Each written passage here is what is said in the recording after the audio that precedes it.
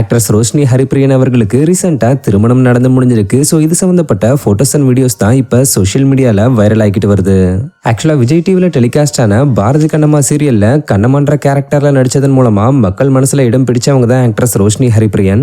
சொல்லப்போனா சென்னையை சேர்ந்த இவங்க பாரதி கண்ணம்மா சீரியல் மூலமா தான் தன்னுடைய கெரியரை ஸ்டார்ட் பண்ணி சின்ன திரையிலையும் அறிமுகமா இருக்காங்க. கரெக்டா தன்னுடைய கேரக்டர் பீக் ஃபேமஸ்ல இருந்த நேரத்துல ரோஷினி திடீர்னு சினிமால ஒரு படத்துல நடிக்க வாய்ப்பு கிடைச்சிருக்குன்னு சொல்லி பாரதி கண்ணம்மா சீரியலை விட்டு பாதிலேயே விலகி இருந்தாங்க. அதுக்கப்புறம் குக்கூத் கோமாளி சீசன் 3ல கலந்துக்கிட்டு ஃபைனலுக்கு முன்னாடியே எலிமினேட் ஆகிட்டாங்க.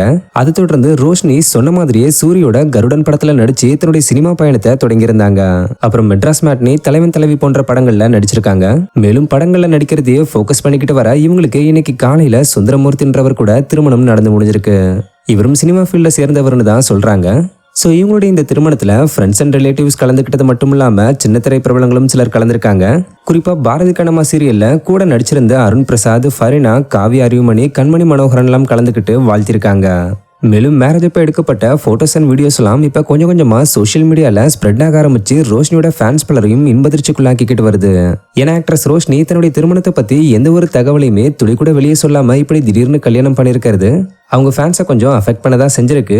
சிலர் இப்படி ஒரு வாரத்தை கூட சொல்லாம கல்யாணம் பண்ணிட்டீங்களேன்னு ஃபீல் பண்ணி கமெண்ட் பண்ணிக்கிட்டு வந்தாலும் கூடவே ரோஷினியோட திருமணத்துக்கு தங்களுடைய மனமார்ந்த வாழ்த்துக்களையும் சொல்லிக்கிட்டு தான் வராங்க. ஸோ தமிழ்நாட்டு அப்டேட் ஸ்ட்ரீம் சார்பாக ஆக்ட்ரஸ் ரோஷினிக்கு நாங்களும் எங்களுடைய வாழ்த்துக்களை தெரிவிச்சுக்கிறோம்.